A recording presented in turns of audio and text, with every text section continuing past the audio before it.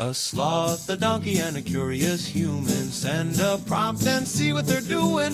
One hits record with a question on his mind. Two brothers pick it up, see what they find. Corn takes his time, Herman's got the facts. Back and forth, they never hold back. My weird prompts, come on in, that's where we begin. My weird prompts, glad you're here. This episode was generated using artificial intelligence. Please verify facts. My Weird Prompts is a community-driven initiative exploring how AI can fuel curiosity and uncover the fascinating ways our world works. GPU compute for this podcast is generously provided by Modal. Learn more at modal.com. You know, Corn, I was looking at the stack of half-finished notebooks on my desk this morning, spiral-bound, leather-clad, yellow legal pads, and I felt this strange, heavy wave of modern guilt. It is that classic tension we all feel now. The desire to be organized, the need for that tactile spark of creativity, but also the nagging realization that I am essentially a one-man deforestation machine. Guilt is a heavy way to start the morning, Herman. Was it truly guilt about the trees? Or was it that moment of clarity where you realized your handwriting has devolved into something that looks like a caffeinated spider crawling across the page? And by the way, for the folks joining us for the first time, I am Corn Poppleberry, and that guilt-ridden voice belongs to my brother Herman.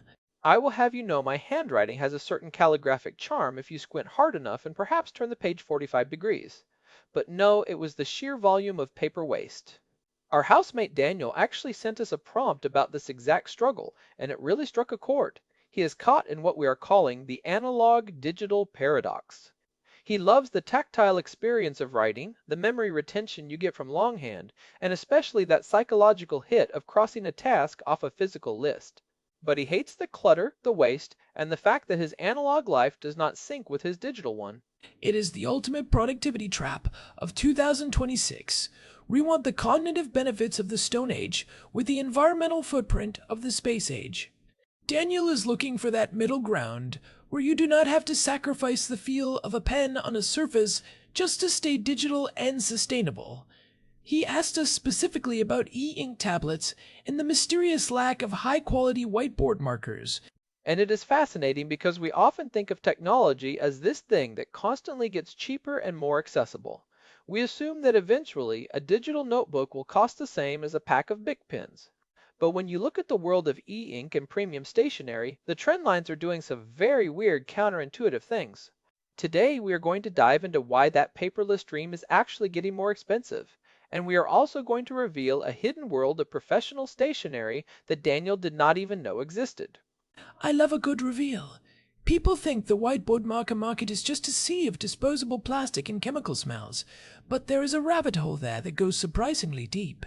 But before we get to the ink and aluminum, let us talk about the high-tech side of this paradox.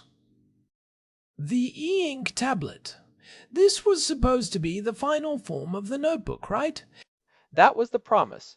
The idea was that e-ink, like the Remarkable or the Books devices, would eventually become the affordable, universal replacement for the yellow legal pad. But if you look at the market today, in mid-March of 2026, that is not exactly what happened. In fact, the price of entry for a high-quality writing experience has actually gone up. Which feels wrong. We are taught that Moore's law means everything gets cheaper. Why is e-ink the exception? It comes down to a fascinating bit of supply chain drama. The actual film technology, the tiny microcapsules of black and white pigment, is still largely controlled by a very small number of players, primarily e-ink holdings. Because they have such a massive grip on the patents and the manufacturing, the cost of the panels themselves has stayed stubbornly high.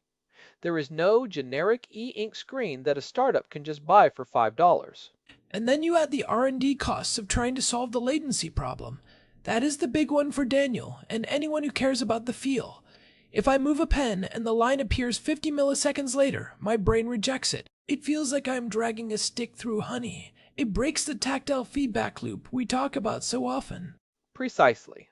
To get that latency down to under 20 milliseconds, which is the threshold where it starts to feel like real ink, you need serious processing power and very specialized display controllers.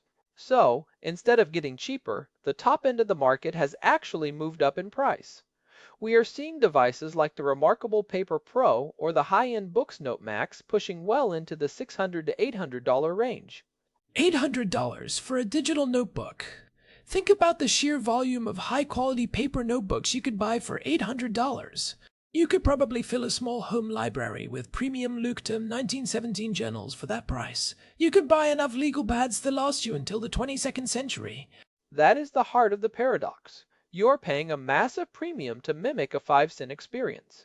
But for someone like Daniel, or anyone who writes thousands of pages a year, the value proposition changes when you factor in the friction of physical paper. It is not just about the cost of the paper, it is about the searchability, the backup, and the fact that your desk does not look like a recycling bin exploded. But Daniel's concern was about the feel. He does not want to write on glass. And he is right to be wary. A lot of people try writing on an iPad with an Apple Pencil, and they hate it. It feels like writing with a nail on a window pane. It is glass on plastic. It is slippery. There is no friction, no tooth. That is why the specialized e-ink tablets have leaned so hard into material science. The remarkable Paper Pro is the current king of this. They use what they call their canvas display. It is not just a screen, it is a multi-layered stack with a textured surface designed to have the exact same friction coefficient as paper. When you use their specific marker tips, which are actually made of a high-density felt, they wear down over time just like a pencil lead would. That microscopic friction is what tells your brain, hey, we're doing real work here. It triggers the same neurological pathways as analog writing.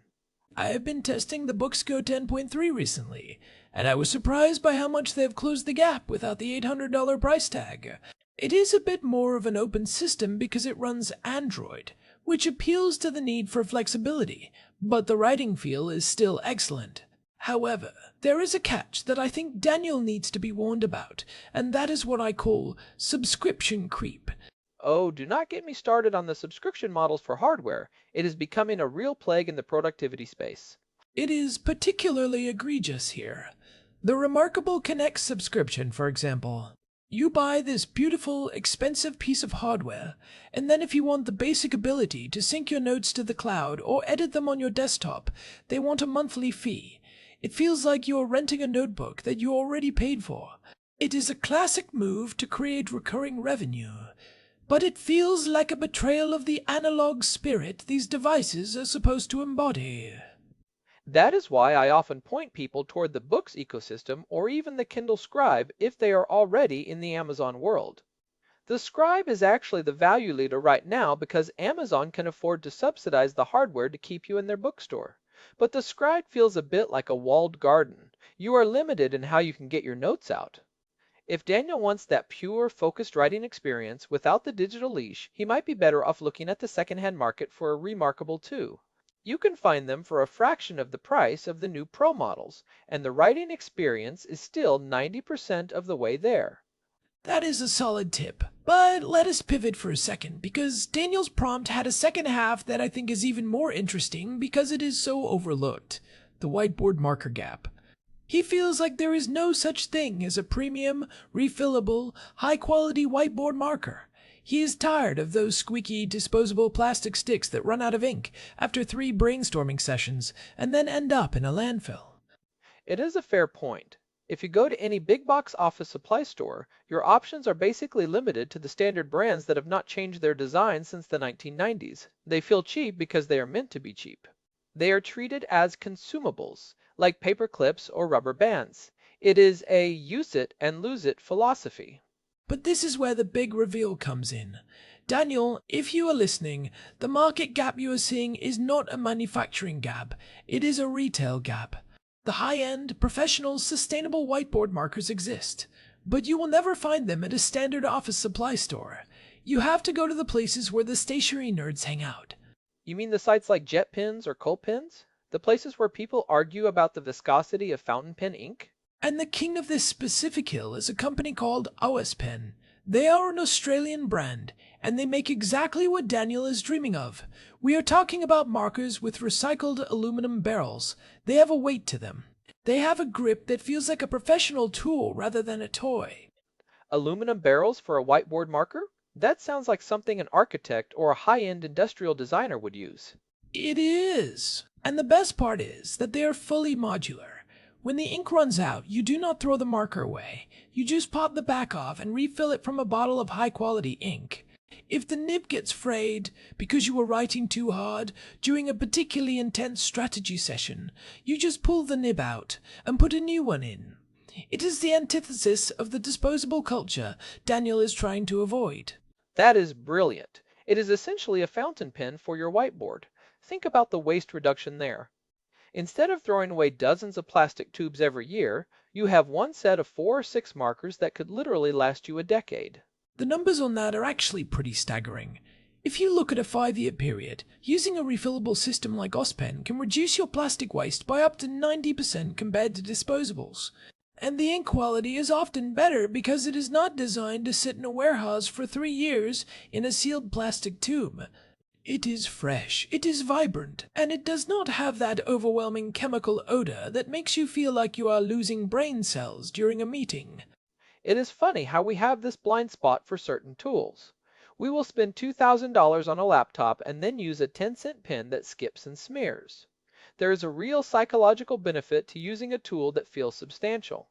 We talked about this back in episode 859 when we were discussing keyboard efficiency. When your input device feels high quality, your output often follows suit. It is about removing the micro frustrations that interrupt your flow. It is the tactile feedback loop again. When I am at a whiteboard with a cheap dry marker, I am thinking about the marker. I am frustrated by the fading lines. I am annoyed by the squeak. But when you have a smooth, high-flow marker like a Pilot Board Master, which is another great refillable option, the tool disappears. You are just thinking about the ideas. I am glad you mentioned the Pilot Board Master. That is a great middle ground for someone who might not want to jump all the way into the aluminum barrel world of OSPen. The Boardmaster uses a cartridge system. It is made from a high percentage of recycled materials, and when it runs out, you just swap in a new ink cartridge. It is very clean, very efficient, and the ink is incredibly vibrant. And that vibrancy matters. Disposable markers often use cheaper pigments to keep costs down.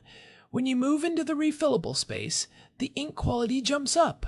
It is easier to erase. It does not ghost on the board as much, and it is just more pleasant to look at. It turns a whiteboard from a messy scratchpad into a high-contrast information radiator. So the answer to Daniel's dilemma isn't necessarily just going digital. It is about choosing better analog tools. It is the shift from disposable culture to heirloom culture, even for something as simple as a marker. It is about moving away from the idea that everything in our office should be a commodity. This reminds me of our discussion in episode 425 about the arc of deprecation. We talked about how some old technologies, like paper or whiteboards, are actually the final form of that specific tool. You can try to digitize them, you can try to put them on a screen, but you often end up adding more friction than you remove. Right, the whiteboard is the ultimate low-friction information radiator. You walk up, you pick up a pen, you draw. No booting up, no syncing, no battery to charge.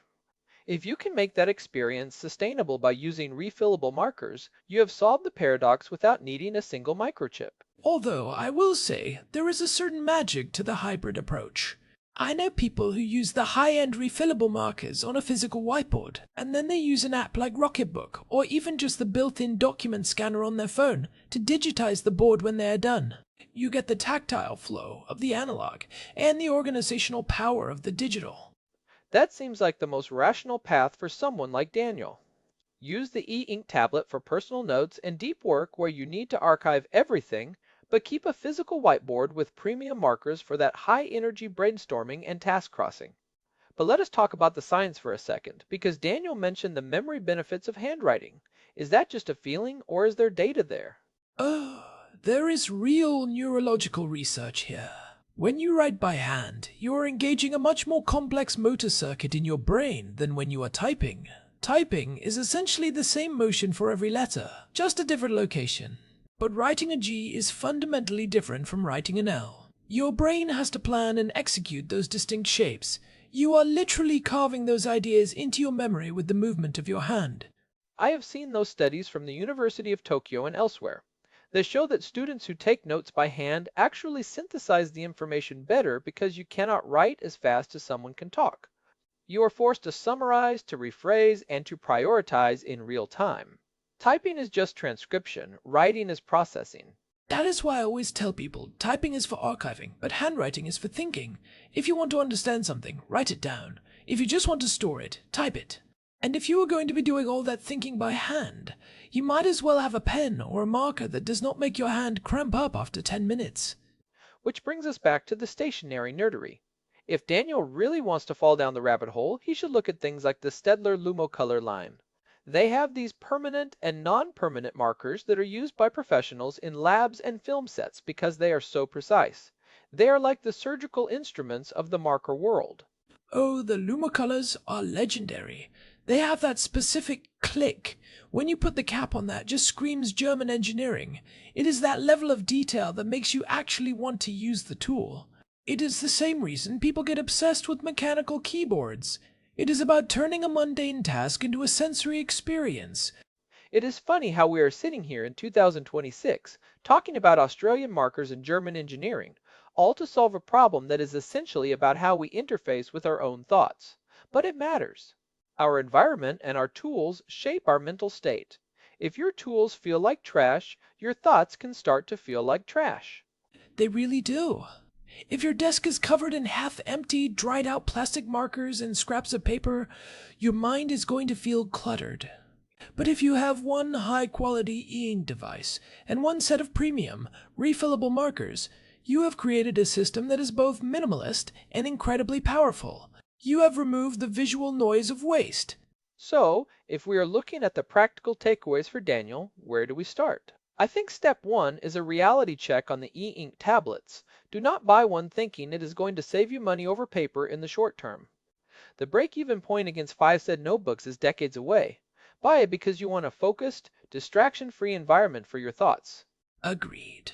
And if you do buy one, look at the Booksco 10.3 if you want the best screen for the money right now. It is an open system and very thin.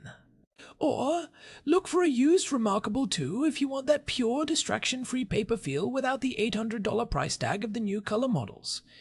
And for heaven's sake, check the subscription terms before you click buy. Do not get trapped in a monthly fee just to see your own notes on your phone. And step 2, the markers. Daniel, stop buying the 12 packs of disposables at the supermarket. Go to a specialty site like JetPens. Look up Ozpen or the Pilotboard Master System. Spend the $30 or $40 up front for a set that you can refill. It will feel better in your hand, it will look better on the board, and you will never have to throw a plastic marker in the trash again. It is a one-time investment in a better experience. It is a small change, but it is one of those things that gives you a little boost every time you use it. It is that sense of using a professional tool. It is the difference between driving a rental car and driving your own well-maintained vehicle. You take care of it, and it takes care of you. I think there is also a broader lesson here about the analog-digital paradox.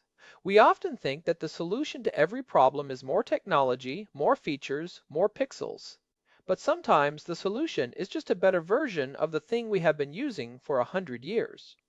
A refillable pen is a very old idea that is suddenly very relevant again because it solves the sustainability problem without adding digital friction. It is the circular economy in action. We are rediscovering that durability and repairability are actually the ultimate high-tech features.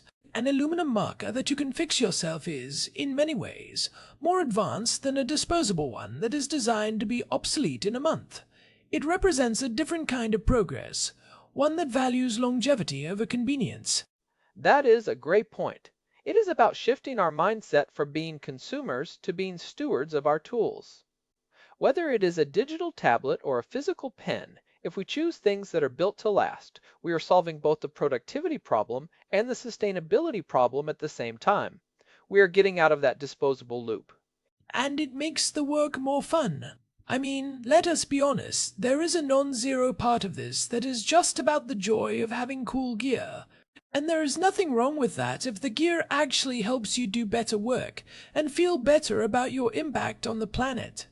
I am actually feeling inspired to go clean out my pen drawer now. I think I have about 20 half-dead ballpoints that need to be retired in favor of one good refillable fountain pen or a high-quality rollerball. Just make sure you recycle them properly, Herman. Do not let that guilt come back tomorrow morning. There are specialized recycling programs for pens and markers now. TerraCycle has a great one. I will do my best. You know, this whole conversation really highlights why I love doing this show. We can start with a simple question about markers and end up talking about the neurological basis of memory, the economics of display manufacturing, and the ethics of hardware as a service. It is all connected. That is the beauty of it. Whether we are talking about geopolitics or stationery, it is all about understanding the systems that run our world and finding the best way to navigate them. We are all just trying to find the best way to get the ideas out of our heads and into the world. Well, I think we have given Daniel plenty to chew on. From the high-end microcapsules of e-ink to the aluminum barrels of Australian markers, the paradox is solvable if you are willing to look in the right places and invest in quality over quantity. And if you're willing to spend a little more upfront to save a lot more in the long run, both for your wallet and for the planet, it is the buy it for life mentality applied to the office. That is a perfect place to wrap it up. This has been a fun break from our usual heavy topics. It is good to remember that the tools we use in our daily lives deserve just as much scrutiny as the big global trends. They are the interface through which we experience everything else. If you found this deep dive into the world of e-ink and refillable markers useful, or if you have your own favorite stationery secrets that we missed, maybe a specific ink brand or a hidden gem of a notebook, we would love to hear from you. Definitely. And hey, if you are enjoying my weird prompts, please take a second to leave us a review on your podcast app or on Spotify. It really does help other people find the show and join our little community of curious minds. We are growing every week, and it is all thanks to you folks sharing the episodes. It really does make a difference. We see every one of those reviews, and we truly appreciate the support. It keeps the lights on and the markers filled. You can find all our past episodes, including the ones we mentioned today, like episode 425 on the Arc of Deprecation, over at my weirdprompts.com. We have a full archive there and an RSS feed if you want to subscribe directly. And if you're on Telegram, just search for My Weird Prompts to join our channel. We post every time a new episode drops, and we often share links to the tools and research we talk about in the episodes. Thanks to Daniel for the great prompt that sparked this whole journey today. It is always fun to tackle these tactile dilemmas. It reminds us that the how of our work is just as important as the what. Indeed. Until next time, I am Corn Poppleberry. And I am Herman Poppleberry. Thanks for listening to my weird prompts. We will catch you in the next one. Take care, everyone. Keep writing, keep thinking, and keep those whiteboards clean. Goodbye for now. This episode was generated using Gemini Flash 3. Text-to-speech engine was Chatterbox. Thanks for listening to our show, My Weird Prompts, where our thoughts go from slow takes to facts on cue. We change and follow through. My weird prompts.